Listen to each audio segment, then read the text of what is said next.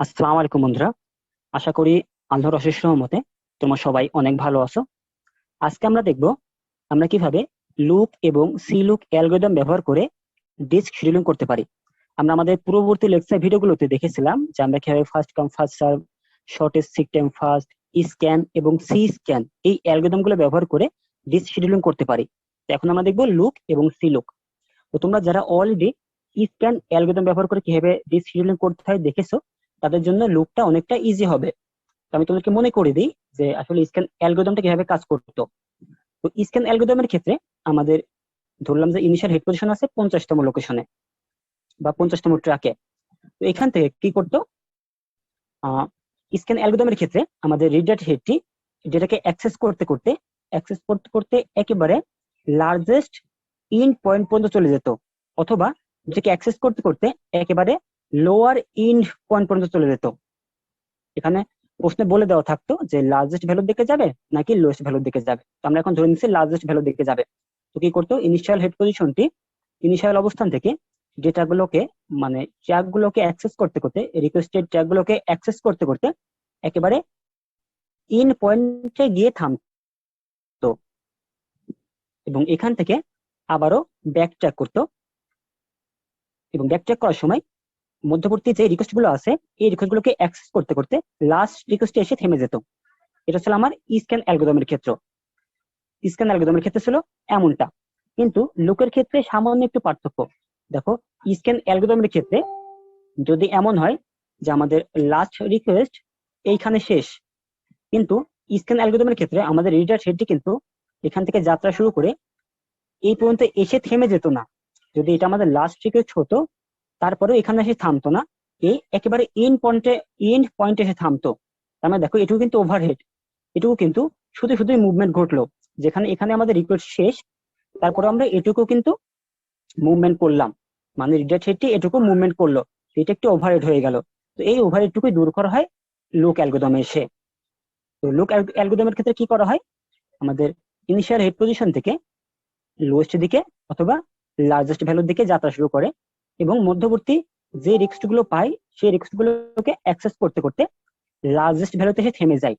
এই in point পর্যন্ত যাবে না, লার্জেস্ট ভ্যালুতে এসে থেমে যাবে এবং এখান থেকে আবারও ব্যাক ট্র্যাক করবে বা পিছনের দিকে আসবে এবং যে রিকোয়েস্ট গুলো পাবে রিকোয়েস্ট গুলোকে অ্যাক্সেস করতে করতে লাস্ট রিকোয়েস্ট এসে থেমে যাবে। এভাবে আমাদের লুপ অ্যালগরিদমটা কাজ করে। আমাদের এক্সাম্পল দেখি। দেখো, এখানে দেওয়া আছে আমাদের কতগুলো রিকোয়েস্টেড ট্র্যাক। এই ট্র্যাক গুলো আমাদেরকে অ্যাক্সেস করতে হবে রিড রাইট হেডের সাহায্যে। এখানে বলে দেওয়া আছে রিড রাইট হেডটি ইনিশিয়ালি আছে 50তম ট্র্যাকে এবং বলে দেওয়া আছে রিড রাইট হেডটি যাবে কোন দিকে, টুয়ার্ডস দ্য লার্জার ভ্যালু। তার মানে এই ইনিশিয়াল পজিশন থেকে লার্জার ভ্যালুর দিকে যাবে। যদি বলা থাকতো টুয়ার্ডস দ্য লোয়েস্ট ভ্যালু, সেক্ষেত্রে আমরা কি করতাম, ইনিশিয়াল পয়েন্ট থেকে এই পিছনের দিকে আসতাম, লোয়েস্ট ভ্যালু দিকে আসতাম। যেহেতু লার্জার ভ্যালু বলে দিয়েছে, এই জন্য আমরা কি করবো, যে ইনিশিয়াল ভ্যালু থেকে আমরা লার্জার ভ্যালুর দিকে অ্যাক্সেস করতে থাকবো, মানে রিড রাইট হেডটি লার্জার ভ্যালু দিকে অ্যাক্সেস করতে থাকবে। তো এটা বোঝার সুবিধার্থে আমরা চাইলে এটাকে শর্টিং করে নিতে পারি। দেখো, শর্টিং করে নিলে আমাদের একটু বুঝতে সুবিধা হবে। আমি যদি শর্টিং করি, প্রথমে আছে 16 নম্বর ট্র্যাক, দেন 24, দেন আছে 43, দেন আছে 82, দেন 140, দেন 170 এবং সর্বোচ্চ ট্র্যাক নাম্বার হচ্ছে বা লাস্ট রিকোয়েস্ট হচ্ছে 190 নম্বর ট্র্যাক। আমরা কি করব, এখান থেকে লার্জেস্ট ভ্যালু দেখে রিকোয়েস্ট অ্যাকসেপ্ট করতে থাকবো। তো দেখো, 50 থেকে শুরু করলাম, আমরা যদি এদিকে আগাতে থাকি, প্রথমে কাকে পাবো, দেখো 43-এর পরে হচ্ছে 50, পরে আমরা কাকে পাবো, প্রথমে 82-কে পাবো। তার মানে প্রথমে আমরা 82-কে অ্যাক্সেস করবো। ওকে, দেন আরো সামনের দিকে আগাতে থাকলে আমরা কাকে পাবো, 140-কে পাবো। তার মানে আমরা 140-কে অ্যাক্সেস করবো। আরো সামনের দিকে আগাতে থাকলে আমরা পাবো 170-কে, 170-কে অ্যাক্সেস করবো। দেন আরো সামনের দিকে আগাতে থাকলে আমরা পাবো 190-কে, যেটা আমাদের লাস্ট রিকোয়েস্ট। যেখানে এসে আমরা কিন্তু আর সামনের দিকে আগাবো না। কিন্তু যদি এটা স্ক্যান অ্যালগরিদম হতো তাহলে কিন্তু আমরা ইন পয়েন্ট পর্যন্ত আসতাম, কিন্তু এটা তো স্ক্যান অ্যালগরিদম না, এটা হচ্ছে লুক অ্যালগরিদম। লুক অ্যালগরিদমের ক্ষেত্রে আমরা লাস্ট রিকোয়েস্টে গিয়ে থেমে যাব এবং এখান থেকে আমরা আবারও পিছনের দিকে রিকোয়েস্ট গুলো অ্যাক্সেস করতে করতে আসবো। তো দেখো, 190 এসে আমরা থামলাম। এখন যদি আমরা পিছনের দিকে এই রিকোয়েস্ট গুলো অ্যাকসেপ্ট করতে করতে আসি, তাহলে দেখো আমরা কিন্তু অলরেডি এইগুলো অ্যাক্সেস করে ফেলেছি। তাহলে যখন পিছন দিকে আসবো, সবার প্রথমে কাকে পাবো বলতো? 43তম ট্র্যাকটাকে পাবো। এই 43কে তখন আমরা অ্যাক্সেস করে ফেলবো। দেন যখন আরো পিছনে আসবে তখন কাকে পাবো? 24 রিকোয়েস্টটাকে পাবো। তো 24কে অ্যাক্সেস করে ফেলবো। দেন যখন আরো পিছনে যাব তখন 16তম ট্র্যাকটাকে পাবো এবং এটাকেও অ্যাক্সেস করব। কিন্তু দেখো এই 16তম রিকোয়েস্টের পরে কিন্তু আর কোনো রিকোয়েস্ট নেই। তার মানে সবচেয়ে লোয়েস্ট রিকোয়েস্ট বা এইদিকে সর্বলাস্ট রিকোয়েস্ট হচ্ছে আমার 16। তাহলে এখানে এসে কিন্তু আমাদের রিডেট হেডটি থেমে যাবে, কারণ আমাদের রিকোয়েস্টের সকল ট্র্যাক গুলো অ্যাক্সেস করা শেষ। তো আশা করি তোমরা বুঝতে পেরেছো যে আসলে লুপ অ্যালগরিদমটা কিভাবে কাজ করে। এখন যদি এমন হতো যে এখানে বলা থাকতো যে লোয়েস্ট ভ্যালুর দিকে যাবে, টুয়ার্ডস দ্য লোয়েস্ট ভ্যালু, তাহলে আমরা কি করতাম? এখান থেকে শুরু করতাম এবং রিকোয়েস্ট গুলো অ্যাক্সেস করতে করতে পিছনের দিকে আসতাম এবং লাস্ট ভ্যালু, দেখো লাস্ট ভ্যালু কত, সবচেয়ে ছোট ভ্যালু কত? 16। তার মানে 16 পর্যন্ত আসতাম। 43কে অ্যাক্সেস করতাম, 24কে অ্যাক্সেস করতাম, 16 পর্যন্ত আসতাম। এসে এখান থেকে কি করতাম? আবার এদিকে অ্যাক্সেস করতে করতে যেতাম, অ্যাক্সেস করতে করতে করতে করতে কত পর্যন্ত আসতাম? লাস্ট ভ্যালু, তার মানে 190 পর্যন্ত আসতাম। এবং মধ্যবর্তী যতগুলো ছিল, কে কে ছিল? 82, 140, 170, সবগুলোকে অ্যাক্সেস করে ফেলতাম। 82, 140, 170 এবং 190 এসে থেমে যেতাম। যদি এখানে বলতে হতো লোয়েস্ট ভ্যালু, তাহলে আগে আমরা লোয়েস্টের দিকে যেতাম, তারপর হাইস্টের দিকে যেতাম। কিন্তু এখানে বলা আছে টুয়ার্ডস দ্য লার্জার ভ্যালু, এই জন্য আমাকে লার্জারের দিকে গেলাম এবং তারপরে লোয়েস্টের দিকে আসলাম। ওকে, আশা করি তোমরা বুঝতে পেরেছো। এখন যদি আমরা এই টোটাল মুভমেন্ট কত হয়েছে এটা ক্যালকুলেশন করতে চাই, তাহলে কিভাবে ক্যালকুলেশন করতে পারি? দেখো দেখো সো দ্যাট এটা সিক টাইম হবে না, এটা হবে টোটাল মুভমেন্ট। মুভমেন্ট, সরি, ওকে, টোটাল মুভমেন্ট। তো কিভাবে ক্যালকুলেশন করবো? দেখো ইনিশিয়ালি আমাদের হেডটি ছিল এই পজিশনে, তো এখান থেকে মুভমেন্ট করতে করতে যাচ্ছে কোথায়? এই পর্যন্ত। তার মানে এখান থেকে এই পর্যন্ত আসতে যে মুভমেন্ট, সেটা কিভাবে ক্যালকুলেশন করব? 190 থেকে 50 বাদ দেবো, তাহলে কিন্তু আমরা এই মুভমেন্টটুকু পেয়ে যাবো। 190 থেকে 50 বাদ দিলে এই মুভমেন্টটুকু পেয়ে গেলাম। এখন আমরা এখান থেকে আবার এই পর্যন্ত মুভমেন্ট করতে করতে আসছি, তাহলে এখান থেকে এই পর্যন্ত মুভমেন্ট আমরা কিভাবে বের করবো? দেখো এখানে ছিল 190, তার মানে আমরা 190 থেকে লাস্ট কোথায় থেমেছি? 16 থেকে থেমেছি। তার মানে 190 থেকে 16 বাদ দিলে কিন্তু আমরা এই মুভমেন্টটুকু পেয়ে যাব। তারপরে এই মুভমেন্টটুকু এবং এই মুভমেন্টটুকু টোটালটা যোগ করে দিলে কিন্তু আমরা টোটাল মুভমেন্ট পেয়ে যাচ্ছি। তাহলে যদি যদি আমরা টোটাল মুভমেন্ট পেয়ে যাই, তাহলে তো টোটাল মুভমেন্ট পেয়ে গেলাম।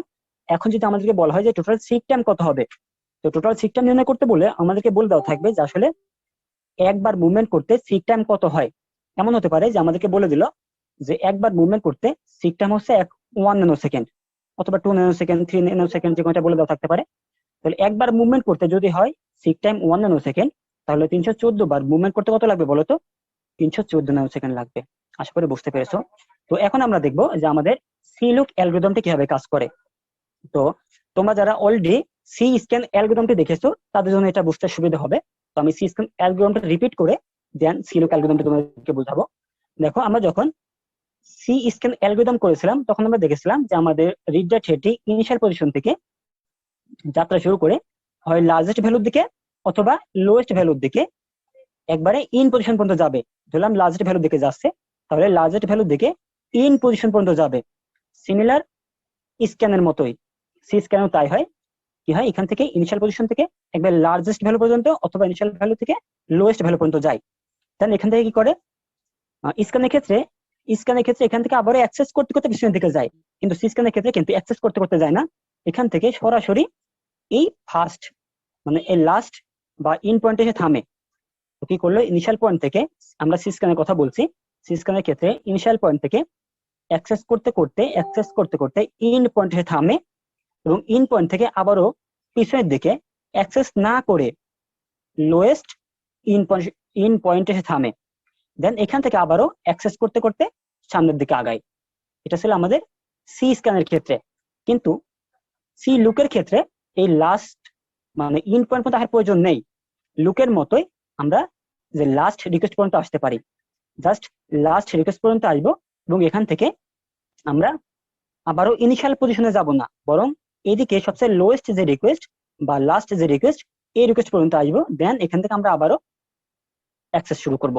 তো আমরা যদি আরো একটু ভালো করে দেখি, সিল্কের ক্ষেত্রে আমরা কি করব, ইনিশিয়াল পজিশন থেকে অ্যাক্সেস শুরু করব, এখান থেকে অ্যাক্সেস করতে করতে লাস্ট অ্যাক্সেস পর্যন্ত যাব, ইন পয়েন্ট পর্যন্ত যাব না, বরং লাস্ট অ্যাক্সেস পর্যন্ত যাব। দেন এখান থেকে অ্যাক্সেস না করে আমরা আবার পেছন থেকে আসা শুরু করব, এবং কত দূর আসবো, এই দিক থেকে এদিকের লাস্ট রিকোয়েস্ট। তো এদিকে লাস্ট রিকোয়েস্ট কত, এদিকে লাস্ট রিকোয়েস্ট হচ্ছে 16, মানে সবচেয়ে লোয়েস্ট রিকোয়েস্ট হচ্ছে 16। তো 16 মধ্যে আসবো, 16 কে অ্যাক্সেস করব, এবং আবারও এই সামনের দিকে অ্যাক্সেস করতে করতে লাস্ট রিকোয়েস্ট পর্যন্ত এসে শেষ করব। তো দেখো, আমরা যদি এক্সাম্পলটি দেখি, এখানে আমাদের আগের মতোই কতগুলো রিকোয়েস্টেড সিস্টেম দেওয়া আছে, এবং ইনিশিয়াল হেড পজিশন দেওয়া আছে 50। আমরা ধরে নিয়েছি আমাদের ডিস্কে টোটাল ট্র্যাক সংখ্যা হচ্ছে 200টা, 0 থেকে 199, এটা আমরা ধরে নিয়েছি, তোমাদের প্রশ্নে বলে দেওয়া থাকবে। ওকে, দেন আমাদের বলা হয়েছে যে হেডটি কোন দিকে যাবে, টুয়ার্ডস দ্য লার্জার ভ্যালু, অর্থাৎ ইনিশিয়াল পজিশন থেকে লার্জার ভ্যালুর দিকে যাবে। তাহলে দেখো, আমরা প্রথমে কি করব, এই ভ্যালুগুলোকে শর্ট করে নেব। যদি শর্ট করি তাহলে প্রথমে আমাদের আছে 16, দেন 24, দেন 43, দেন 82, দেন 140, দেন 170, এবং এট লাস্ট 190। সবচেয়ে লার্জেস্ট ভ্যালু বা সর্বশেষ ভ্যালু হচ্ছে 190। এখান থেকে যাত্রা শুরু করলো, কত দূর পর্যন্ত যাবে, এখান থেকে যাত্রা শুরু করে মুভমেন্ট করতে করতে করতে করতে কোথায় আসবে, এই 190 এসে থামবে। কিন্তু এই যে মাঝখানে মুভমেন্ট করছে, মুভমেন্ট করার সময় মাঝখানে যে রিকোয়েস্ট গুলো পেয়েছে, অর্থাৎ 82, এটাকে অ্যাক্সেস করবে। দেন কাকে পেয়েছে, 82 পর পেয়েছে 140 কে, 140 কেও অ্যাক্সেস করবে। দেন কাকে পেয়েছে, 170 কে, 170 কেও অ্যাক্সেস করবে। এবং এট লাস্ট 190, এই লাস্ট রিকোয়েস্ট অ্যাক্সেস করার পরে এখানে সে থেমে যাবে। দেন কি করবে, আবার ব্যাক ট্র্যাক শুরু করবে, মানে পিছন দিকে যেতে শুরু করবে। কিন্তু যখন পিছন দিকে যাবে তখন কোনো রিকোয়েস্টকে অ্যাকসেপ্ট করবে না, বরং লাস্ট রিকোয়েস্ট পর্যন্ত বা সবচেয়ে লোয়েস্ট রিকোয়েস্ট পর্যন্ত গিয়ে থামবে। এবং এখানে সে সবচেয়ে লোয়েস্ট রিকোয়েস্ট, এই রিকোয়েস্টকে অ্যাকসেপ্ট করবে, অর্থাৎ 16তম রিকোয়েস্টকে অ্যাকসেপ্ট করবে বা এক্সিকিউট করবে। দেন এখান থেকে আবার লার্জার ভ্যালু দিকে আগাতে থাকবে, যেহেতু এখানে বলে দেওয়া আছে টুয়ার্ডস দ্য লার্জার ভ্যালু, এখান থেকে আবারও লার্জার ভ্যালু দিকে আগাতে থাকবে। 16 থেকে লার্জার ভ্যালু দিকে আগালে কোথায় আসবে, 24 আসবে, 24 এসে 24 কে অ্যাকসেপ্ট করবে। দেন যখন সামনে দিকে আরো আগাতে থাকবে, আগাতে আগাতে 100 এসে 43 কে পাবে, তখন 43 কেও অ্যাকসেপ্ট করবে। কিন্তু 43 এর পরে কিন্তু আমাদের আর কোনো রিকোয়েস্ট নেই, কারণ এই রিকোয়েস্ট গুলো অলরেডি আমরা করে ফেলছি। তাহলে আমাদের সকল রিকোয়েস্ট কিন্তু অ্যাক্সেস করা শেষ। এইভাবে আসলে আমাদের সিলুক অ্যালগরিদমটি কাজ করে। এখন কথা হলো, এখানে যদি বলা থাকতো টুয়ার্ডস দ্য লোয়েস্ট ভ্যালু, তাহলে কি করতাম, তখন আমরা 50 থেকে শুরু করতাম, শুরু করে আমরা পিছনের দিকে অ্যাক্সেস করতে করতে যাইতাম এবং 16তে এসে শেষ করতাম। দেন এখান থেকে আমরা এইদিকে লার্জেস্ট ভ্যালু পর্যন্ত চলে আসতাম, তার মানে 190 পর্যন্ত আসতাম, কিন্তু কোনো অ্যাক্সেস করতাম না। দেন 190 আসার পরে আমরা আবারও যখন লোয়েস্ট ভ্যালু দিকে যাইতাম, তখন আবারও অ্যাক্সেস করতে করতে যাইতাম এবং এই 82তম এখানে এসে শেষ করতাম। তো আশা করি তোমরা বুঝতে পেরেছো। আচ্ছা, তাহলে দেখো, এখন যদি আমরা টোটাল নাম্বার অফ মুভমেন্ট বের করতে চাই, মানে টুয়ার্ডস দ্য লার্জার ভ্যালু, এই ক্ষেত্রে তো আমাদের ইনিশিয়ালি হেড পজিশন ছিল 50-এ। দেন এখান থেকে আমাদের রিকোয়েস্ট গুলো অ্যাকসেপ্ট করতে করতে লার্জেস্ট ভ্যালু অর্থাৎ 190 এসে থামবে। তাহলে 50 থেকে 190 পর্যন্ত আসতে আমার মুভমেন্ট কত লাগছে, আমি 190 থেকে 50 বাদ দিলে সেটা পেয়ে যাব, 190 মাইনাস 50।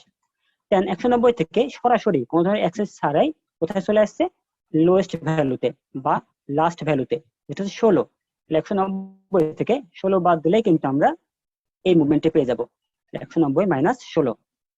তো আবার এখান থেকে রিকোয়েস্ট গুলোকে অ্যাকসেপ্ট করতে করতে লাস্ট যে রিকোয়েস্ট, 43তম রিকোয়েস্ট, এই 43 রিকোয়েস্টটাকে অ্যাকসেপ্ট করবে, অর্থাৎ 43 থেকে 16 বিয়োগ করলে কিন্তু টোটাল মুভমেন্ট পেয়ে যাচ্ছে।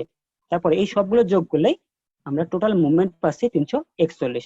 এখন যদি আমাদেরকে বলা হয় টোটাল সিক টাইম কত হবে, তাহলে একটা মুভমেন্টের জন্য সিক টাইম দেওয়া থাকবে, তো ওই সিক টাইমটাকে আমরা এইটা দ্বারা গুণ করলেই টোটাল সিক টাইম পেয়ে যাব।